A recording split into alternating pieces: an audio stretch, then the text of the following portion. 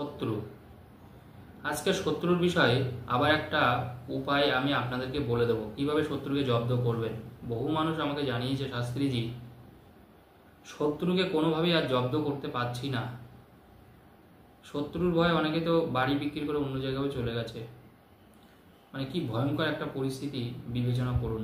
দেখুন, শত্রুর নাম শুনলে আমরা প্রত্যেকে কম বেশি একটু আতঙ্কিত হয়ে পড়ি, কিছুটা হলে ভয়ও পেয়ে যাই।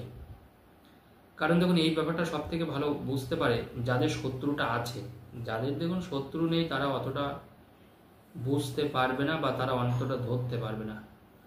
কিন্তু যাদের সত্যি কথা বলতে শত্রু আছে একমাত্র তারাই জানে শত্রুর কত জ্বালা থাকে। যাদের শত্রু আছে তারাই জানে। তো আজকে একটা সহজ উপায় আপনাদের বলে দেবো, যারা যারা প্রত্যেকে কাজটা করতে পারবেন। খুব সহজ। এইটুকু বলতে পারি, শত্রুর থেকে আপনি চিরতরে মুক্তি পাবেন। সব থেকে যেটা বড় কথা হচ্ছে এইটাই।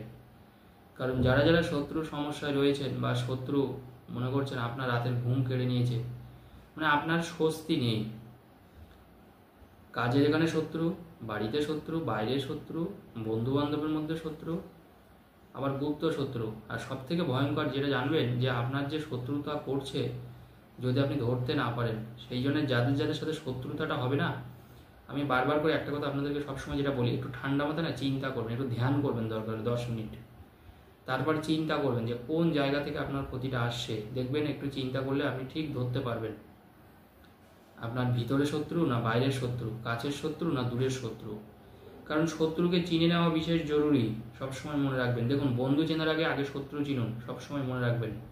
দেখুন, বন্ধুর থেকে তো আর আপনার ভয় নেই, বন্ধুর থেকে বরং আপনার ভালোবাসা পাবেন, সাহায্য পাবেন, সহায়তা পাবেন। কোনো বিপদ হবে আপনি বন্ধুকে ফোন করবেন, বন্ধু চলে আসবে। কিন্তু শত্রু ঠিক তার উল্টো।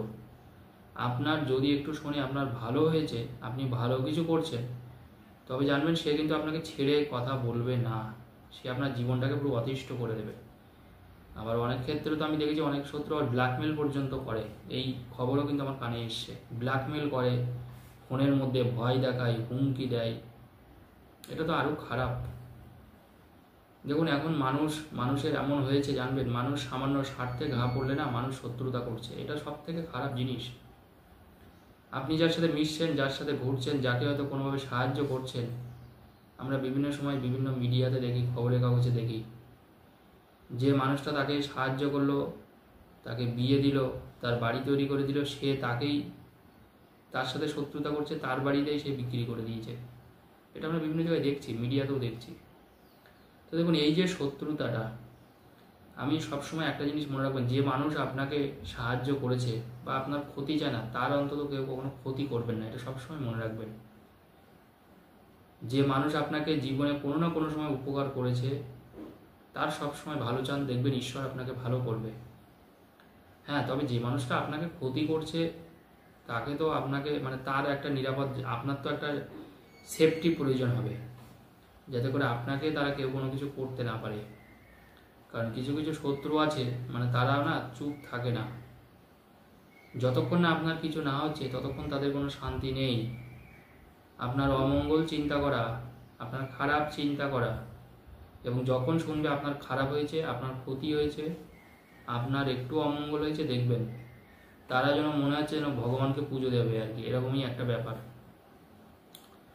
তো যাই হোক, আমাদের প্রত্যেক মানুষের জানবেন শত্রুর থেকে সবসময় অ্যালার্ট থাকতে হয়, সাবধানে থাকতে হয়। শত্রু জানবেন জীবনে সবারই থাকে, তবে যাদের ছোটোখাটো শত্রুতা আছে তাদের কিছু না করলেও হয়ে যায়। কিন্তু দেখছেন যারা সত্যিকারের আপনার ক্ষতি করছে বা যাদেরকে আপনি মানে শুনছে না, আপনাকে চাপে রাখছে, যারা শুনছে না, আপনার নামে বাজে বাজে কথা বলছে চারিদিকে, আপনার বদনাম করে দিচ্ছে, এটা তো শত্রুই। দেখুন, মানুষের একটা ইমেজ তৈরি করতে দেখুন অনেক সময় লাগে। আজকে দেখুন, এই পেশাতে আমি প্রায় 18 বছরের উপরে কাজ করছি। 18 বছরই আপনারা ধরুন, 18 বছর প্লাস হয়েছে যদিও। আজকে এত বছর ধরে আমি এই জ্যোতিষ চর্চা করি, এসব নিয়ে কাজ করি, তন্ত্রমন্ত্র নিয়ে কাজ করছি আজকে 18 বছর।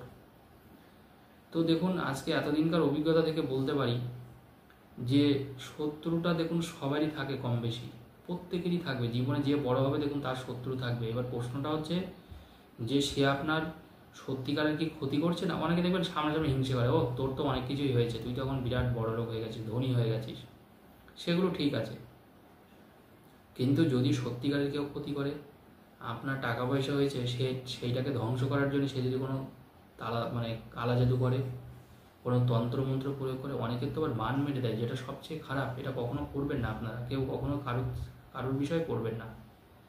বান মারাটা সত্যিকারেরই খুব খারাপ। জানবেন যে সকল জ্যোতিষতান্ত্রিকরা এসব করে না, পরবর্তীকালে জানবেন তাদের কিন্তু অনেক ক্ষতি হয়। এটা সবসময় মনে রাখবেন, এটা পারতপক্ষে কারোর কখনো করতে নেই। জানবেন তন্ত্র মানে হচ্ছে আপনি তাকে ভালো কাজে ব্যবহার করুন। তন্ত্র দিয়ে জানবেন অন্য মানুষের অমঙ্গল করা, ক্ষতি করা, সেটা কখনো উচিত নয়। কারণ তন্ত্র দিয়ে দেখুন আমরা অনেক কিছু করতে পারি।